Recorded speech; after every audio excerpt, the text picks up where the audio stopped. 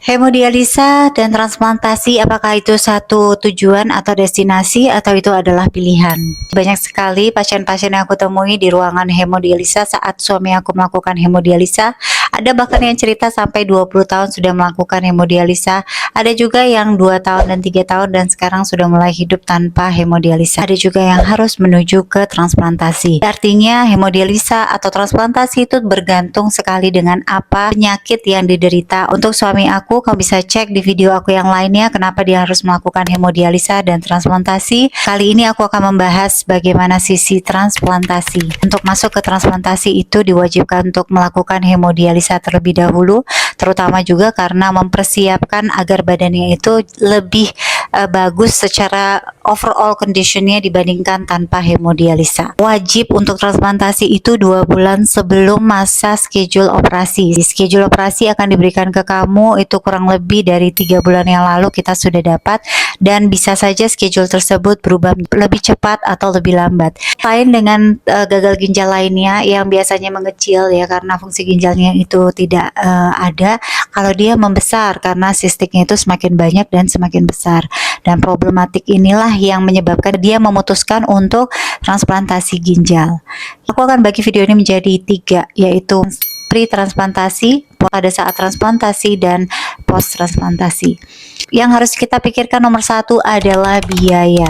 Karena ini adalah prosedur yang harus dilakukan, involve biaya yang cukup tinggi. Mulai dari persiapan untuk mencari donor, persiapan pasien untuk menuju ke transplantasi, dan juga persiapan-persiapan lain yang include obat-obatan, suntikan ya, bagaimana untuk memaintain si penerima atau resipien ini agar physical conditionnya tidak semakin buruk sebelum transplantasi. Biaya yang dikeluarkan nomor 1 untuk pre-transplantasi adalah biaya screening dan monitoring, karena donor ini bukan dari keluarga atau bukan suami, bukan istri, bukan anak-anak, bukan ayah ibu.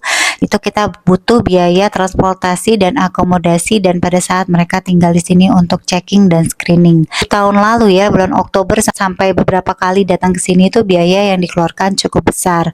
Banyak sekali biaya-biaya yang operasional yang kita harus siapkan di saat pre-checking itu. Screening yang dilakukan itu darah lengkap, lab test, kemudian HLA typing, cross matching, pengecekan HIV, juga sampai ke CT angio ya. Itu semua dilakukan di screening awal untuk mengecek apakah si pendonor itu cocok dengan resipien. Jadi screening pertama ini kita lakukan untuk RSCM itu kerjasama dengan Rumah Sakit Cikini. Beda rumah sakit maka beda biaya ya yang terlibat di dalamnya. Waktu itu kita kurang lebih sampai mencapai 50-60 juta. Yang kedua adalah biaya pasien menuju transplantasi. Hemodialisa itu diwajibkan 2 bulan sebelum transplantasi, dan suami aku melakukannya 2 bulan sebelum transplantasi menggunakan BPJS. Biaya hemodialisa ini bisa dikatakan 0 ya. Dan untuk kamu yang tidak punya BPJS, kamu harus melakukan secara pribadi, itu kurang lebih 1,4 jutaan sampai dengan 2 juta atau bahkan bisa 3 jutaan. Biaya obat-obatan, ada obat-obatan yang rutin yang harus diminum oleh suami aku, kemudian vitamin, suplemen, ada juga obat darah tinggi. Selanjutnya itu ada juga biaya untuk HB, karena suamiku tuh HB-nya udah sangat rendah di bawah 10 ya. Jadi kita mau memaintain HB-nya dia itu dengan menggunakan epuitin, itu suntikan yang dilakukan rutin sebanyak 2 minggu sekali, dan itu harganya cukup besar. Yang kita gunakan itu 1,8 juta per 2 minggu sekali. Sekarang ini kita akan lakukan di 1 minggu sekali karena belum juga mencapai angka 10 untuk HB-nya suamiku. Kita mau boosting supaya dia nggak kekurangan darah pada saat dia operasi nanti. Operasi transplantasi itu dianjurkan ya, tidak ada transfusi sehingga tidak ada rejeksi setelah operasi. Lalu obat-obatan kayaknya nggak terlalu signifikan ya, tapi kayak visiting dokter, lab check, itu karena kita lakukan semuanya secara pribadi. Itu termasuk hal-hal yang di luar dari BPJS. Karena kita menggunakan semi BPJS, maka transplantasi itu di cover oleh BPJS pada saat operasi dan post operasi. Punya BPJS itu sangat membantu sekali. Donor ini kita cover untuk pada saat living cost dia di sini, transportasi, juga dia membawa keluarganya, itu juga termasuk hal-hal yang harus kita persiapkan untuk mereka. Jadi itu termasuk biaya-biaya yang juga harus dipersiapkan ya. Kecuali kamu punya donor itu misalkan suami atau istri. Kebetulan aku tuh blood type-nya beda dengan suami. Suami A+ dan aku AB ya. Jadi dari awal itu aku sudah dikeluarkan dari list pendonor. Tapi sebenarnya menurut RSCM cek aja dulu ya, cek aja dulu karena bisa saja menggunakan obat imunosupresan. Cuman ya kita mengecilkan resiko yang terjadi yaitu dengan mencari donor yang sama blood type-nya. Saat transplantasi ini cover dari BPJS karena seperti ada obat-obatan, tambahan transfusi dan lain sebagainya itu tidak di cover dari BPJS dan itu yang harus kita persiapkan saat operasi. Ada yang namanya resiko komplikasi ya atau resiko rejeksi yang kita tentunya harus butuhkan tambahan biaya di sana. Itu harus dipersiapkan oleh pasien. Aku nggak akan tuliskan berapa jumlahnya, tentunya masing-masing orang itu sudah dikalkulasi ya oleh masing-masing dan kamu bisa tanyakan kepada tim yang ada di dalam sini tuh yang setiap hari itu bisa kita kontak untuk menanyakan hal-hal yang kita tidak ketahui.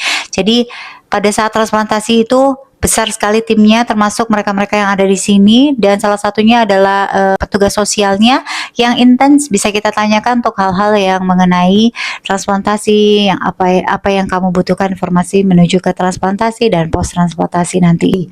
Post transplantasi ini yang perlu kita persiapkan selain biaya adalah komitmen kita untuk meminum obat-obatan yang dipersiapkan dari rumah sakit, komitmen kita untuk melakukan lab test dan lab checking, komitmen kita untuk melihat apa-apa saja indikator-indikator dalam tubuh apabila terjadi sesuatu yang salah, karena itu betul-betul harus dimonitor, dan komitmen kita untuk tidak bertemu atau berinteraksi dengan orang banyak yang bisa menimbulkan masalah. Karena post operasi itu kamu menggunakan obat yang namanya imunosupresan, artinya imunitas kamu tuh dipres ya, dia tidak menolak ginjal yang baru ditanamkan.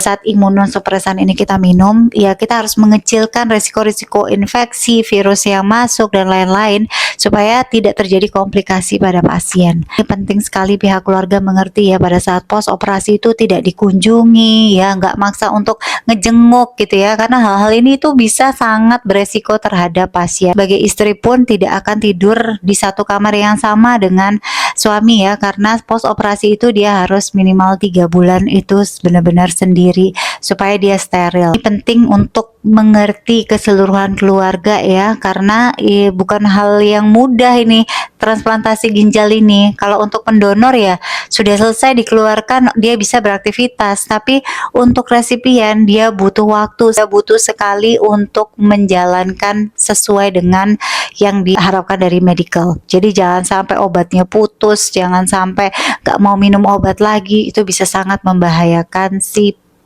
penerima ginjal. Butuh komitmen yang besar, butuh kesabaran yang tinggi, dan butuh optimis yang besar. Yang paling penting dari sini memang biaya. Itu yang banyak sekali meredam mereka-mereka untuk masuk ke transplantasi. Di Indonesia ini tidak ada yang namanya ngantri ginjal ya, karena tidak ada dari disease donor. Jadi donor itu betul-betul kita harus cari sendiri, dan donor yang cari sendiri itu biasanya kalau di Indonesia involve ada istilah mahar lah dan lain sebagainya, padahal itu adalah ilegal ya, itu tidak diperkenankan. Pada saat kita mendonorkan organ kita untuk seseorang, itu artinya kita harus mengikhlaskan. Ingat ya, belum tentu apa yang kita berikan itu sesuai dengan apa yang diinginkan, bisa saja justru menimbulkan hal-hal yang tidak diinginkan. Keikhlasan itu sangat penting untuk kedua belah pihak, penerima dan juga pendonor. Untuk suami aku karena dia mendapatkan dari related ya, masih related dari iparnya dia, jadi kita sangat bersyukur. Tentunya Tuhan yang paling bisa membalas kebaikan dari seorang donor. Dan pada saat kamu mendonorkan itu ada proses investigasi juga di sana, tidak terindikasi ada jual beli organ. Harus diketahui bahwa transplantasi ini bukannya tanpa resiko. Transplantasi ini memiliki resiko rejeksi, resiko komplikasi, dan itu bukan hanya terjadi simultaneously ya. Jadi bisa saja rejeksi itu terjadi after atau post surgery. Dan yang kedua bisa juga yang namanya komplikasi lainnya dari obat imunosupresan.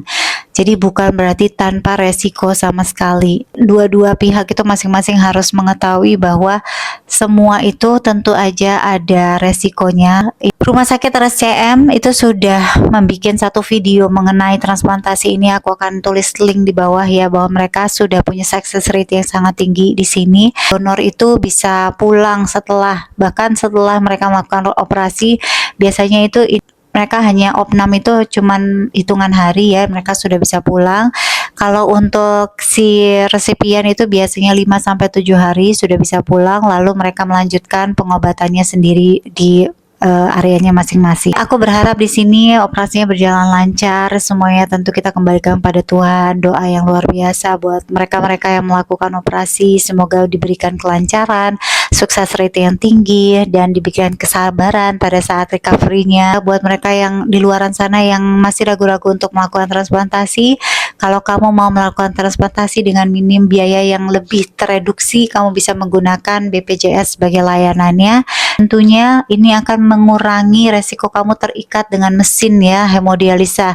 Lagi-lagi tergantung penyakit apa yang kamu derita. Kalau kamu bisa merubah lifestyle kamu dan itu ternyata bisa mereverse kamu punya gagal ginjal, juga banyak sekali success story di situ yang aku bahas di video aku lainnya, dan kamu bisa cek di situ juga. Mudah-mudahan dengan video ini kita saling menguatkan. Mungkin ini adalah jalannya untuk kamu, maka embrace it, enjoy the pain. Kalau aku bilang selalu sama suami aku, try to enjoy the pain. Life is not always beautiful and colorful. Sometimes you need to enjoy the pain. Apa yang punya cerita mengenai transplantasi, hemodialisa, atau kamu yang sudah melakukan transplantasi mau sharing, please tulis di kolom komen. Atau kamu yang bersedia untuk ngobrol-ngobrol bareng aku di sini, kita bisa lakukan secara Zoom atau Google Meets ya. Nanti aku akan post di YouTube video aku, dan cerita kalian itu sangat berharga. Semua cerita-cerita orang-orang yang mereka masukkan ke dalam social media, it means a lot for us. Kita belajar banyak dari mereka, pengalaman mereka itu sangat berarti buat kita. Dengan video ini mudah-mudahan juga berguna dan bermanfaat buat kalian. Ini aja yang aku bisa kasih hari ini. Hope you like this one. Namaku Visi. Bye. A transplant is a treatment. It's the best treatment for chronic kidney disease, but it's not a cure. We'll have to take long-term anti-rejection medications for the rest of your life, and we've talked about the side effects of those medications. On the other hand, the quality of your life, the longevity of your life, and the way you'll live your life will be significantly better after transplant than if you're staying with dialysis.